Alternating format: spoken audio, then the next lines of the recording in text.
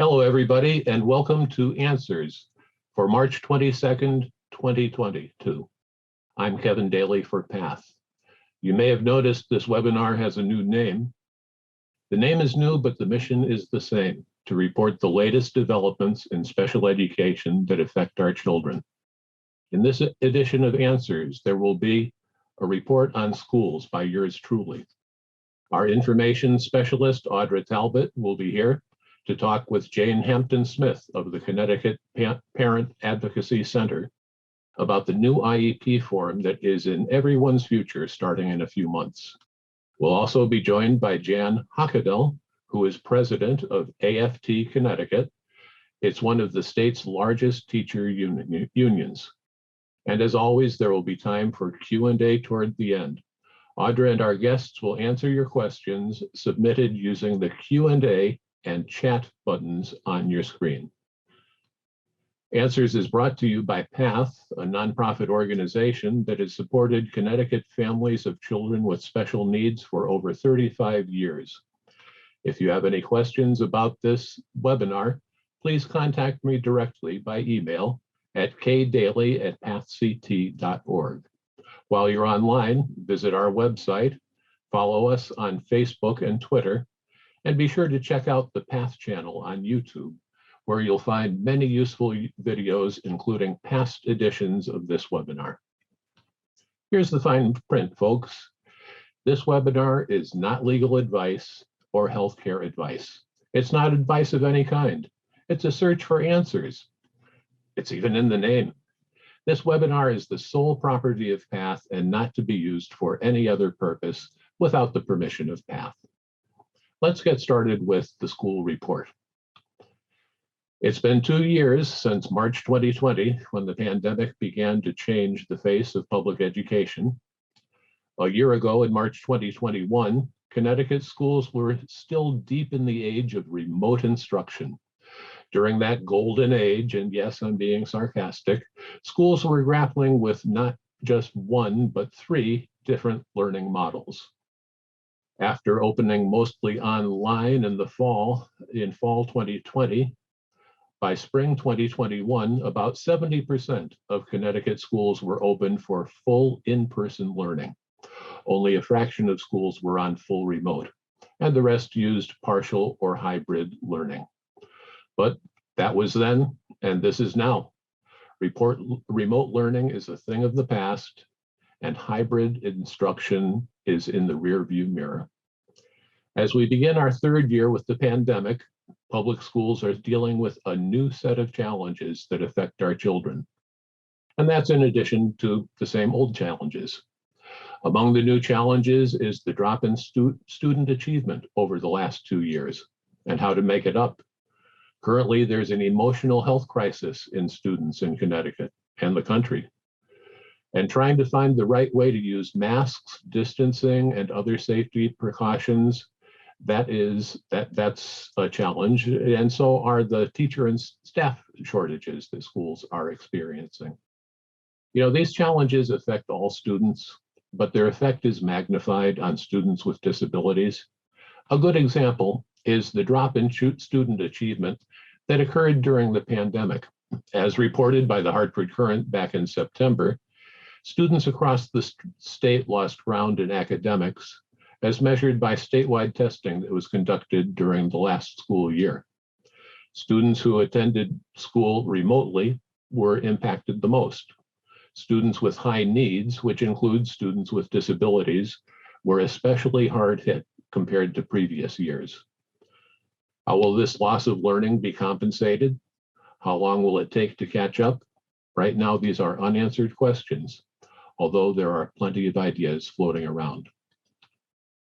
Another new challenge schools face is the shortage of teachers.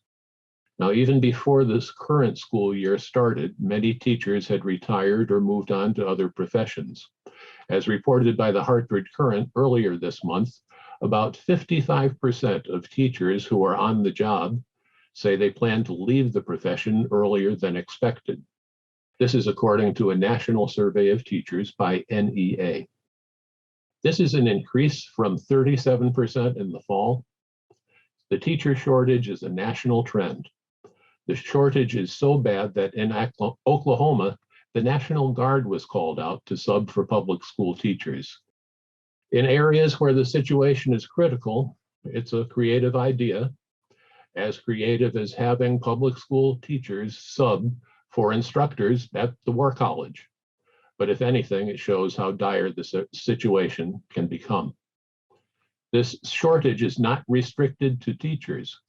Paraprofessionals and teaching assistants, they're in short supply too. Many of these professionals work closely with our children on their special education services. And without them, it's difficult for schools to live up to their IEP commitments to our children. Even school bus drivers are hard to find. This affects all students, but especially special education students who need special transportation. In addition to its impact on student learning, the pandemic has taken a toll on the emotional growth of all students, and especially students with disabilities. This is one of many conclusions in a recent report from the U.S. Department of Education. The report acknowledges that students with disabilities already experience things like higher rates of mental health challenges, anxiety, depression, and school-related stress. There are higher rates of suicide and self-injury, and a greater risk of being victimized by peers. And this is what students with disabilities already faced before the pandemic.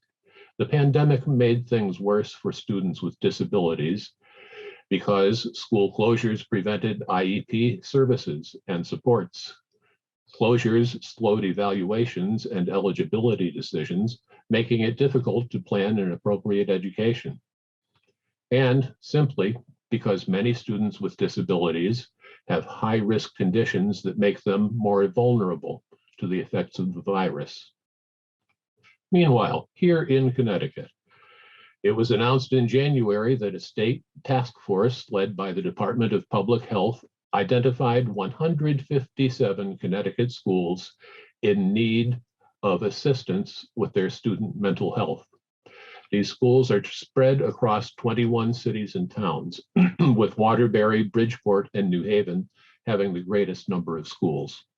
The task force has not named all 157 schools. That will come after the group provides their recommendations to state legislators. And on the topic of legislators, last month, the state Senate leaders proposed new legislation they call Healthy Students, Healthy Schools. Bills that are proposed under this initiative are aimed at supporting mental health in young people, providing training to school staff, which is essential, increasing school health services, and expanding preschool and childcare. The fate of these bills is in the hands of our legislators on Capitol Hill in Hartford, but at least it can't be said they aren't doing nothing. Masks in schools. Now that's an issue that's been getting a lot of attention lately. Let's look at the big picture. Toward the end of last summer, these 14 states had state-ordered school mask mandates in place. Connecticut was one of those states. Our school mask mandate expired on February 28th.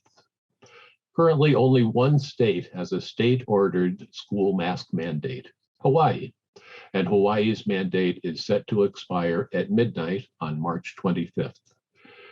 These 5 states have bans in effect that prevent school districts from setting universal mask mandates. In all these states, whether a child wears a mask in school or not, it's decided by their parents. These 5 states have similar bans on school mask mandates, but the bans have been blocked, suspended, or are not being enforced. For example, in Arizona, a judge blocked state laws banning school mask mandates. The Arizona Supreme Court upheld the ruling. In South Carolina, a federal judge suspended a statewide rule that banned school districts from requiring masks for students. Meanwhile, here in Connecticut, as I mentioned, the school mask mandate expired on February 28th. Some Connecticut communities continued their school mask mandates past February 28th, but most of them are set to expire by the end of the month. For example, the Hartford Public Schools have extended their school mask mandate until March 25th. Masks are still recommended in some school districts, but the use of masks is about to become optional throughout our state. Again, this leaves some unanswered questions. Are we moving too fast too soon? What about students who are immunocompromised? What about teachers and staff who are immunocompromised? Are we throwing them under the bus? Later, our guest, Jan Hochadel, will examine some answers to these questions. In the next edition of Answers, which will be on April 20th, just 4 weeks from now, our guest will be Brian Klimkowitz, who will talk about new developments for special education students and include a topic that Audra Talbot and Jane Hampton-Smith are now about to discuss, the new IEP form, which we'll see starting on July 1st. This is something that will affect every special education student. So let's bring them on. Jane, Audra, welcome to Answers. Kevin. Welcome to Answers. Thank you. Good evening, everyone. Hi, Audra. Hi, Jane. How are you? I'm well. How are you? I'm okay, thank you. Thank you for joining us tonight. I think a good place to start is defining what CPAC is. Everyone knows it as CPAC, but it's Connecticut Parent Advocacy Center. Can you tell us a little bit about what that means? Sure. So the Connecticut Parent Advocacy Center is a network of parent training and information centers across the United States. They're all funded by the U.S. Department of Education under the Individuals with Disabilities Education Act. And the primary goal is to provide training and information to families. In Connecticut, because our agency is labeled the Connecticut Parent Advocacy Center, people often think we send advocates, but truly our job is more to help parents learn to advocate on their own behalf. We like to say we teach people how to fish rather than providing them with fish. And we also have in Connecticut that everyone may not know is there's also something called the CPRC, which is a Community Parent Resource Center. And in Connecticut, that's AFCAMP, Advocacy for Children, in Hartford. So there's actually two. They're more regional for the Hartford area, and we are statewide. And we are also staffed by either individuals with disabilities or parents of individuals with disabilities. That's great. Thank you for saying that. I didn't know that you were almost completely staffed that way. So that's new information for me tonight. I know a lot of parents that do work there. But that's our administrative staff is not necessarily, but we also have youth coordinators, and so everyone's connected somehow. I like that. Get up a little bit. And for the parents that are kind of new to special education, I think it's so important for them to know, what is an IEP? So let's start. That's a big question. Yeah. That's a big question, right? And maybe you can help a little if I leave some parts out. I think the most important thing, an IEP is an individualized education program. Some people say plan, but it's actually program. And it's important because it's a document that articulates what the services are that a student that is eligible for special education is receiving. And a lot of times people talk about special education like it's a place, but it really is just a set of services that can be happening for the student wherever the student is. So that's a lot of the detail that's provided in an individualized education program. Yeah. And when I meet new parents, even when I was way back in the day, it feels like eons ago, maybe more. It almost probably was, yeah. I mean, life happens so fast, right? It was like that. It was like 10 years. I called it our roadmap, because if you leave that district and you go to another district, you bring that with you. So it's transferable. Great analogy. Yeah. Yeah. That's how I still think of it that way. And that's how I explain it to new families. And it's great because then the family can work with their team to say, part of the reason it's important to document this is for that very reason. You know, I actually said to my team one day, I hate to say this, but if you us, we need the IEP to say what we need it to say so that the next team would be able to. And we had a great relationship, and they laughed at my comment, but they understood, that it really needs to be clear for any reader. Yeah, I mean, I think it's harsh to say that. And that's probably something I would say too, to tell you the truth. But they laughed. So, well, of course they did. But if something happened to me, I have 2 kids in special education. I need somebody just to step right into that role. Absolutely. That's how I think of it. It is. It's so important, especially when you work really hard to get it just right, where the child is making progress and everything's good. You hate to lose that. Absolutely. So there's a new IEP coming. And I think there's a lot. Yeah, there sure is. And, I've been hearing about that for a while, being plugged into a couple different places within the state. Can you describe, and I can chime in too, but what are some of the greatest changes in the new IEP? And when will that be coming down the pike? So it's officially in place July 1, 2022, this year. And so what parents can expect is at their child's annual PPT meeting, the new IEP would be written. The IEP would be written on the new IEP document. So anytime next year when their annual comes due, the new IEP will come out on the new document. There are a few people piloting it right now, so there may be a few families that have seen it, but everyone will start for next school year. Okay. And you said something about what are some of the biggest changes. It depends on who you are. A lot of the parents, even though so what's currently on the IEP page 2 is the recommendations and the sum are optional, and it says optional on the page, but a lot of people really like their summary, and now it's a separate document. So it's not that they can't keep a summary, but it's not part of the IEP document itself.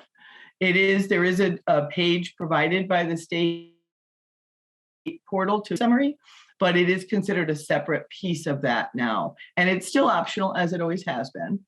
But I know that in our meetings with parents, that's something that they feel like is a little bit of a change that they have to adjust to. Probably the biggest thing, and I think you can get this as a parent, is right now we get 12 pages, however many goals come with that. And now it's going to be not so clear because it's not that you're going to get every page. You're only going to get the parts that apply to your child.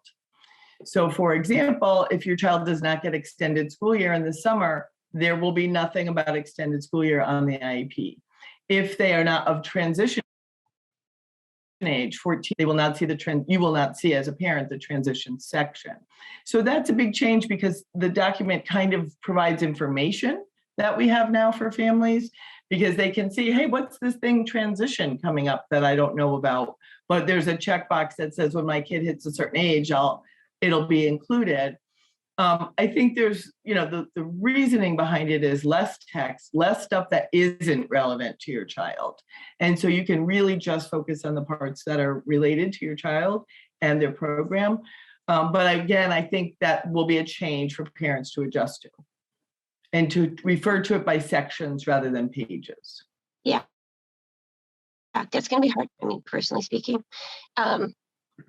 because it's change. Yeah. The apples are from the tree around here. Right. Change. But it's something. Now that you kind of sparked my memory a little bit, one of the discussions that I had when I was part of the State Advisory Council, right when this was all being introduced, the parent comment section, and it was I felt like there was it was like a drop down.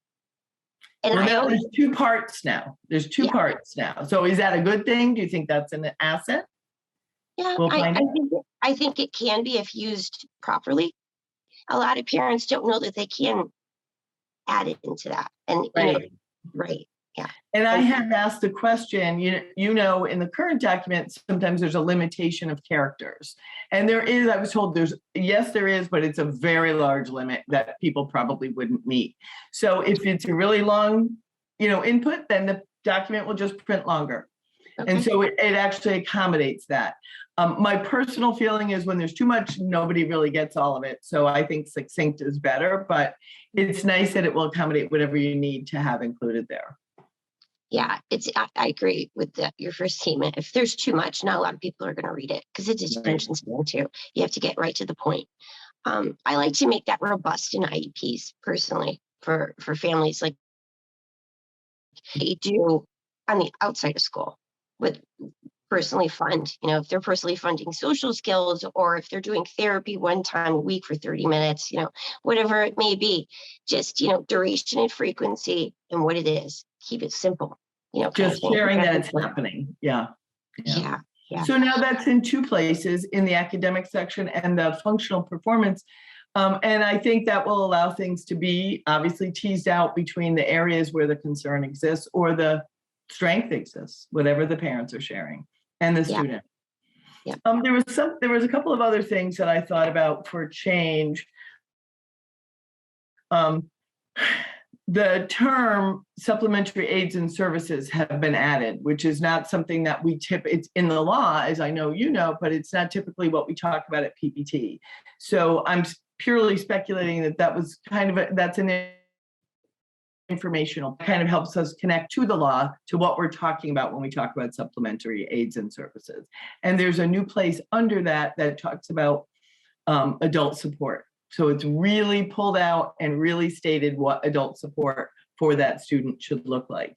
And I think you would agree that will add great clarity to the expectations. Yeah, because it's very gray what adult support means sometimes. Yeah. Right. So the hope is anyway that it will be clearer. Yeah. Because it's brought out. So I think those are some positives. Yeah, I agree. The next question is, what's been removed? When I think about removed, I think I can't think of any particular piece except for that prior written notice, which is currently page 3, is now a new document. It's a separate document. It is not part of the IEP. And in the IEP either. But it is obviously in conjunction with the IEP.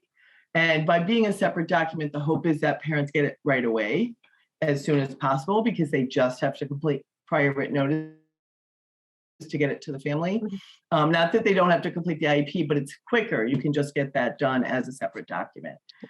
So I think it will be a change that we have to get used to, and districts will have to get used to sending that as potentially separate, unless they can complete the whole IEP together. I get on my soapbox a lot about prior written notice with families. That's one of I talk about parent comments section and then the prior written notice, because it's hard. I have to be honest, at first I was a little taken aback that wouldn't be part of the IEP. I understand why, but it's just like it's one package being sent to families, sometimes with multiple children in special education. So it's easier to manage as well. Because I'm always thinking logistics. And I think that might have been what the previous group, we're hoping for something very, a packet, like you said. It's a pretty predictable packet, what's going to be in it. The other piece, Audra, that I'm really just starting to understand, and I can't say I have a full grasp, but there's also a new document called Record of Meeting. And so if you think about the current IEP, pages 1, 2, and 3, so 1 is demographics, the who was at the meeting, students' disability, 2 is recommendations and the optional summary, and 3 is prior written notice. Those are actually currently a record of meeting. Those aren't actually the student services and what's happening in their program. So it's really just saying we already have this record of meeting, but we're going to call it a record of meeting. And those are the same pieces of information that will be in there. And so where I say I'm just learning, I can think of a few places where they'd be used. So for example, if you had a PPT where it was to determine eligibility and the student was not determined eligible and you're not creating an IEP, you still need to create the record of the meeting and prior written notice. When teams review restraints for a high number of restraints or manifestation determination, they can use that form there. So I think it helps. I think it's designed to be better communication. Excuse me. Yeah. From, when you have those meetings, to have real explanation of what happened. Okay. So that there's a good, clear record.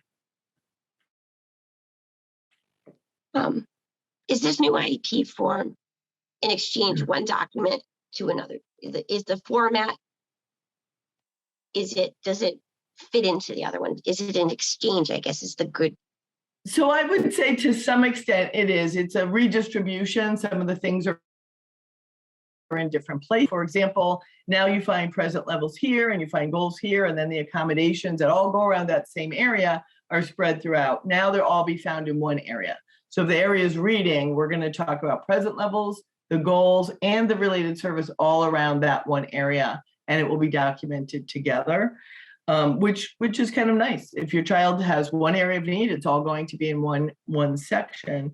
And for those of us who have kids with a lot of different areas, be what are we doing about social skills? What are we doing about communication, all in one place? There was something, but it is also a new data system for the state. And that's, I think, what's going to be the biggest change for schools. I think parents will feel that in a different way, but it's going to be data that really isn't, it's going to be a much more comprehensive set of data collection. And it's also designed in a way with some, I don't want to use the word fail-safe because I haven't heard anybody say that, but some sections that as people load that are hard to not put it in right, if that's the way to put it. So there's more accuracy. How about that for a word? I like that. In what people's intent, is, and some guidance in writing measurable goals will be part of entering. And so that will be an asset for everyone because a measurable goal benefits everybody. Yeah, question. What are the advantages of this for parents? I mean, the real life advantages. So along with having hopefully an improvement in much, obviously a lot of goals are measurable, but it should be a more consistent pattern of measurable goals, as well as the standards are going to be actually listed on the IEP, the Connecticut standards connected to that. So parents will see that it isn't aligned to the standards that all students are learning. And I think for many parents, they don't see that alignment. It's not a new expectation, but this may help us to better understand what standard we're working on. Yeah. What's the advantages to school districts for this? I mean, it seems like it's a streamlined system to me. I think so, and the state is providing it to everyone. I think once they're into it, it's going to make it life easier for people. There are 10 languages that they can translate the IEP and the different state forms. So that will be a time saver for some. And also just being able to access that data in a comprehensive system, able to look at students' progress and how they're doing. So I think it's designed to be a really good tool for schools, but it's change for them too. They have to figure out how to load a new IEP into this data system. And one of the really exciting things is some of that is, I have the right words, but for example, if you have a child who has a hearing impairment and they need a language and communication plan as part of their IEP, they really can't enter the IEP until they've entered the language and communication plan. So that means that kid is going to have that language and communication plan. There are a few places where there's a prompt to do another piece, like the LRE checklist. And so some of those prompts, I think, will help teams to understand some of the expectations that come with different students and their needs. Yeah, very well said. Yeah, absolutely. You know your IEPs. So I guess my last part is, how can parents get more information? How can they access CPAC? I mean, I know you could search CPAC. I know you have a website and a Facebook page. We also have a YouTube section, YouTube page. I don't know what it's called. I'm sorry, I'm old. But we have a lot of videos on YouTube, and we do have a Spanish recording and an English recording of the form and where you'll be able to find the parts to it. We have a couple more coming up that we'll be doing, and we don't have any Spanish posted right now, but we will do more Spanish and English. It's going to be going all year because people might not see this till next May, if that's when their child's annual is. So we're going to try to keep that information, but it's always available on YouTube if that's more convenient for people. And certainly they can call our office. Yeah. It's best, just pick up the phone, right? Right. But the website has good information on it too. So, are you doing training sessions for the SEPTA? I'm in Bristol, so Kevin and I are involved with that. But do you do training section? So because it's statewide and there's so many people that need to be trained, we have a couple of SEPTOs coming up, but we've asked them to make it open to everyone. So certainly contact us and we can do one through the Bristol SEPTO too. Okay, great. And I know there's a bunch of people that are throughout the state for SEPTOs that were interested in getting on board with the training for CPAC. Great, So, great. that's great. Definitely Thank send them you my so way. much, Jane. You're welcome. Thanks, pleasure. Audra. Good to see you. Have a great night. That's it for us tonight for answers. This is Audra Talbot. Have a great night. Okay, thank you, Audra.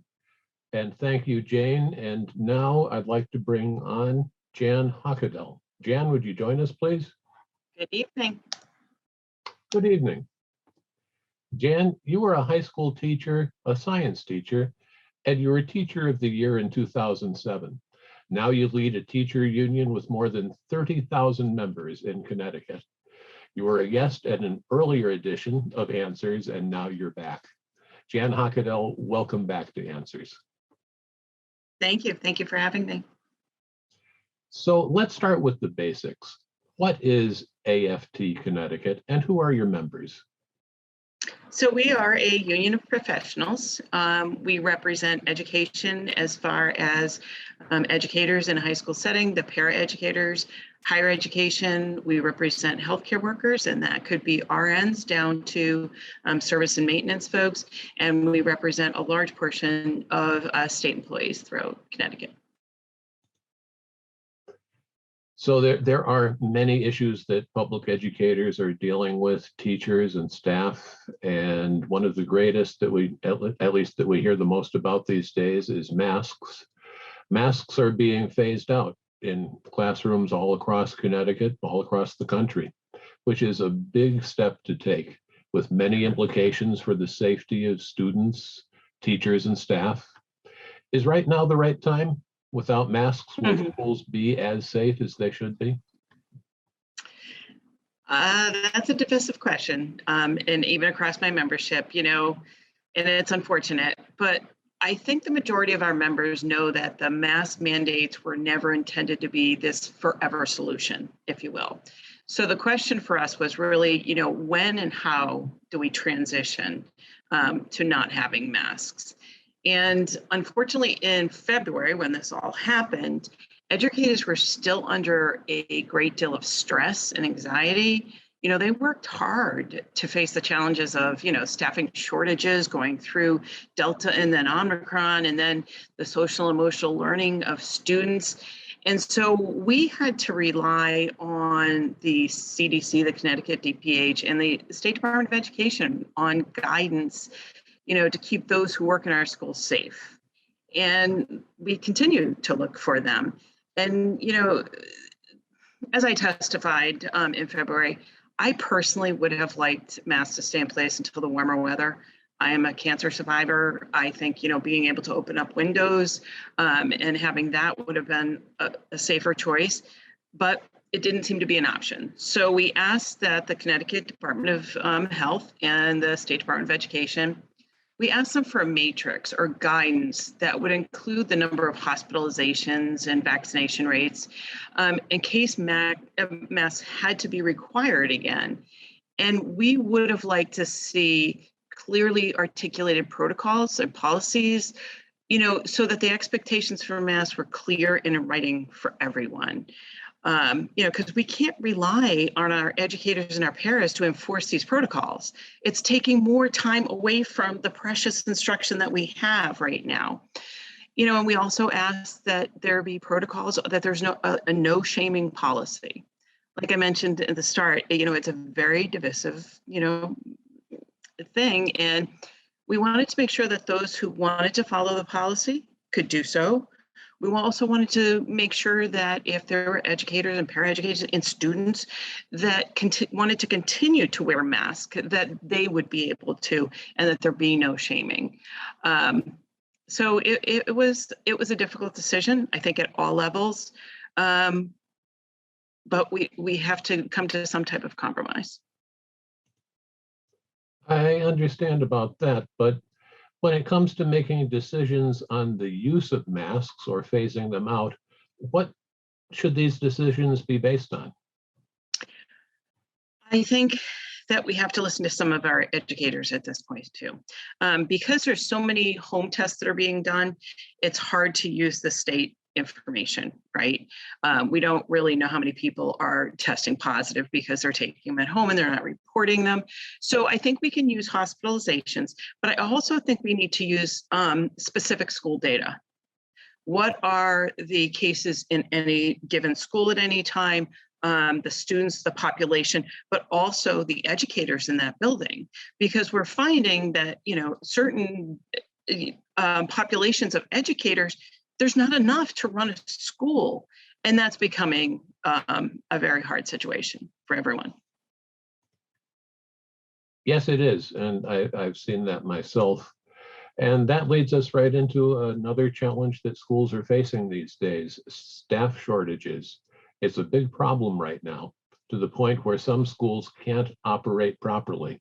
In some school districts, the shortage of special ed teachers and staff is making it difficult to follow IEPs. Are you seeing this statewide? Yes. It's not even statewide. I'm a national vice president for AFT, and it is something that's just nationwide. There is a staffing shortage for educators throughout the United States. And it's a difficult place to be. You know, how do we have the next generation say, this is a profession, it's a noble profession to go into, it's something very much needed. You know, I think of my para-educators. That is a really difficult place to be. More and more responsibility has been placed on our para-educators and nothing's been taken away. And you got to remember that some of the starting salaries for these para-educators are the same as starting at Costco or at Target. And yet they don't get the respect that they need. And these are the folks that are doing those one-on-one IEPs with those very special, fragile students. And they're leaving the profession in droves. It's a very scary place to be. It is scary because paraeducators, they work sometimes more closely with our children than the teachers do. Absolutely. So they are a critical part of the education system, perennially neglected by a lot of folks, but it wouldn't work without the paraeducators. So what is the solution to this shortage? What's it going to take to get more teachers, to get more paraeducators, more school staff, so we can get back to normal? I don't have all the answers, but I can tell you one of the things that we are really trying hard is for folks to show our educators and our paraeducators that they are valued for what they do. We saw, you know, the lawn signs for, you know, healthcare professionals as it should have been in the beginning of the pandemic. And I think we have to start showing our educators and paraeducators that they are valued for what they do. I think they should have been compensated for COVID, and we're working through the legislature and through the governor's office to, you know, to make sure that they were compensated for the work that they did. I think we have to provide them with safe work environments. You know, maybe prioritize their workload. You know, I said, you know, they keep adding more and more responsibilities to our educators and our paraeducators. Nothing's being taken away. So we need to look and prioritize that workload and maybe suspend some of the items that are not vital right now so that these folks can have the time, the space to do the work that they have to do. I think we just have to really respect that they are professionals and allow them to do their work. Well, I think a key word that you used here, Jan, is respect. The teaching profession, you know, it's certainly more than a job, even more than a profession. It's a culture, and it's a culture of people who have dedicated themselves to helping our children. I'm sensitive to that because my father was a teacher, my sister was a teacher, my son is a teacher, and I'm aware of how teachers change the lives of their students. This is something that is so often overlooked, and teachers are not respected for this, even though it's a big deal. It's a big deal. let's change gears a bit and talk about student achievement. And as statewide testing showed, testing that was done that covered the period between just before the pandemic started up until the end of the last academic school year. There was a decline in student achievement as compared to the past. And this decline, it was especially hard hit by students with disabilities and other hard learners who attended school online. So schools are facing a big challenge now. What should schools do in order to offset this decline in achievement? And that's a really great question. It's something that we work every day with the State Department of Education on. And I always say, you know, the school districts that are making the most progress are those that have really good labor management relationships. And what I mean is, you know, the educators in the building, and that goes all the way down to the parent educators and even the maintenance folks, everybody, those relationships, if there are good relationships and they take everyone's suggestions into account and they support them, those are the schools that are thriving the most. And so I think, you know, it goes back to what I said before. I think we really have to prioritize the workload of our educators and paras that work with those special students, but we also have to listen to them. Instead of saying, you need to do this, they are the specialists. We need to listen to them and give them the voice and the opportunity to make those students succeed. Certainly, but so often that doesn't happen. In fact, this is not a good time to be a teacher in a lot of ways. It's not a good time to be an administrator or a student either. Everyone in school is stressed right now. So let me ask you one last question that's related to that. Considering the current climate in our schools, what advice would you give to a student who's considering a career in teaching? Wow. Well, first I would praise them. You know, I think really find ways to support them and help reinforce the idea again that teaching is one of those professions that is really, really rewarding. And you will get so much out of it. But right now, it's going to be difficult getting through this stretch. And one of the ways that I would support them is by, you know, encouraging them to become active in their union, you know, and not just when they have time or when they need the union's backing, but to become active from the beginning in their careers in order to have that real voice that we were talking about, and in having a say in shaping their learning conditions where they are and the outcome for their students. I think that's really important. And then we have to have a better support system for our new educators. We've been testifying about, you know, some of the new things that are the hoops that everybody is having to go through just to become teachers, you know, and I understand we want really, you know, well-rounded professionals, but we can't make it so difficult that people are just leaving before they even start the profession either. There has to be a compromise. Yes, there does. And also, as they say, money talks. It would be nice if teachers were paid somewhat commensurate to their importance in our society. I can't help but pick up the paper or turn on the TV and see Hollywood stars who are paid an obscene amount of money, considering what they do. And teachers, well, it's pretty much the opposite. So Jan, thank you for answering my questions and being here on Answers. And if you would stay while the rest of us come back on screen, and let's do some Q&A. And I encourage you to send in your questions either through chat or the Q&A function that you see on your screen. And let's see what we have. And this is completely random, completely live. And this is a question for Jane, and it's about the new IEP. Has it been translated into plain language, especially for Spanish with its 10 dialects? Jane?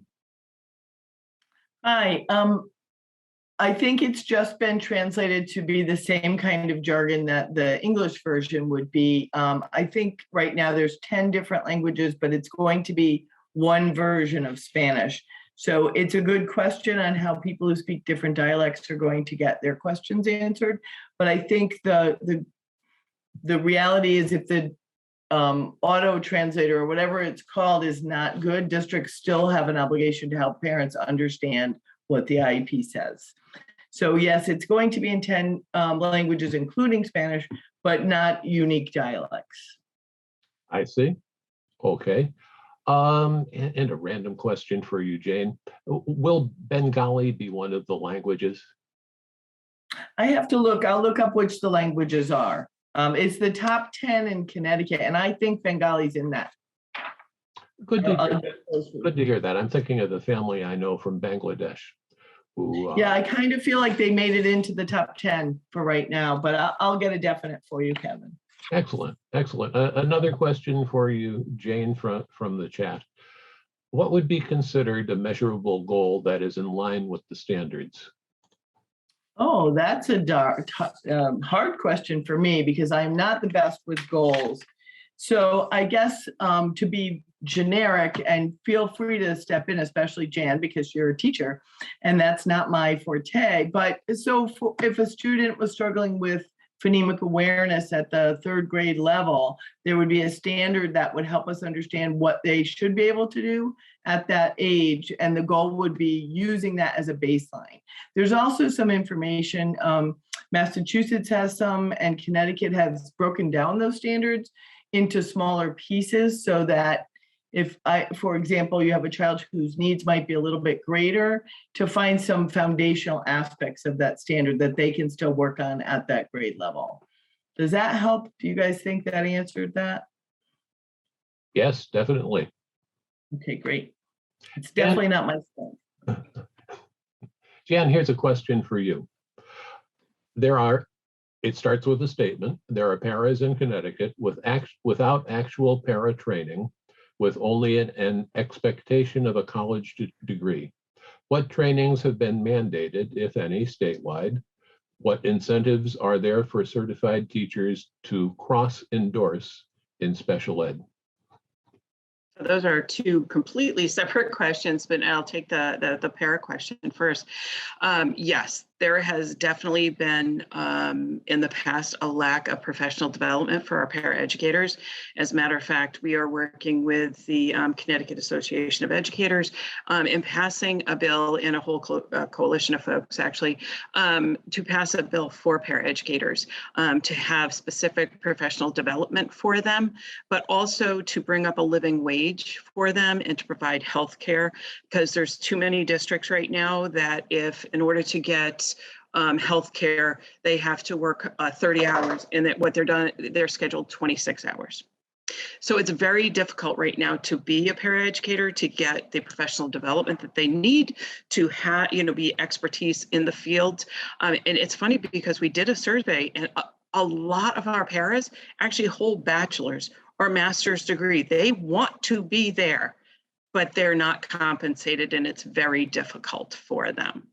And as far as our educators, I would say the same thing. There are so many requirements about cross endorsements. I have one of my presidents in Waterford is a guidance counselor, and he wanted to cross endorse into special education, and you're not allowed to do that. So we're looking at the certifications as well. How can we make it easier for these folks to get the cross endorsements to be able to be not only successful in their field as it is, because I think everybody needs special education training, but to actually help their communities as well. True, true. Now, many paras that I've met are, in addition to being a paraprofessional, they're working on getting their teaching certificate, either by going to school or taking the exams or preparing for the praxis. In a lot of ways, paraeducators are some of the greatest deals for school districts, because a lot of them have the know-how that most teachers have. They just don't have that certification, at least not yet. We haven't made it easy for that transition.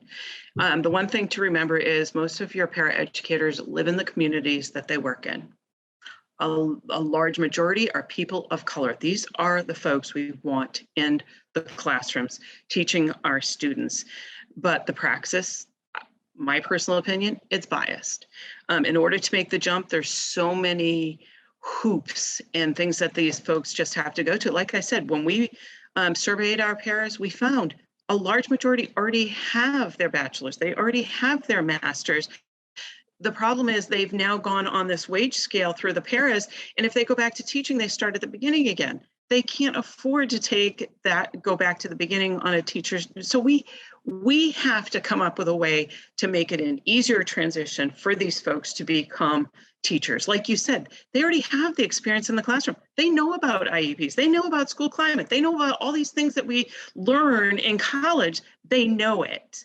It's just that transition that we have to help them with. Here is another question, and it's for you, Jane, about the new IEP.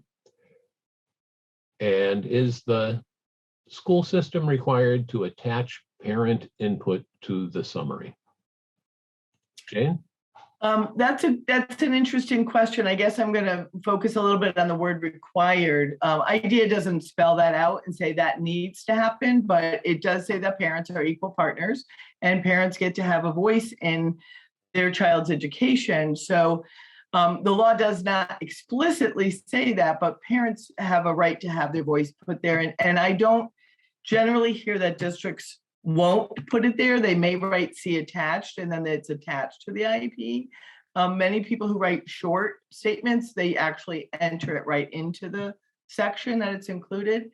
Required is probably the only word that I would say it's not something, and Audra and Kevin, I'd be interested in your opinion. Is it something you get pushback on? It's 50-50 for me sometimes. So I think when we use the word required, I agree with you. It's not technically, required. It's not explicitly stated that you have to do. It's not. And some districts can default back to IDEA and say, well, it's not required. But who in their right mind wants to squelch a parent voice? The parent is the first member of the IEP team. It's just it's their voice, it's their child. I think that should absolutely be entered into whatever part of the IEP if it's attached. I've actually said in meetings, throughout the years, if we can attach, it's an agenda usually, or a separate parent comments page. Can we attach that to the IEP, like actually staple it, a hard copy? So when that comes home, it's actually part of the formal record. So, and I think that's going to fall through the wayside a little bit with everything going digital, but we just have to be diligent. Parents can still ask for their report in paper. Yeah. They can still ask to get their IEP in paper if that's preferred. I think there'll be a mix. Some parents will still want the paper and others will want the electronic version.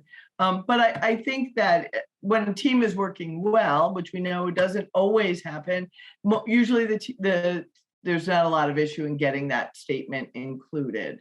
And now with the two sections and there's lots of space, I actually prefer for it to be loaded in, because then it's always going to be part of that document. If it's an attachment and you're sending a set of records to the next state, it might not get attached and go there. So being embedded in the IEP is a better place if it's really important that it be there. And as parent and student voice, it is important that it's there. Thanks for the question. We have a follow-up question from the same participant. What do you do when a school system refuses to include it in the IEP?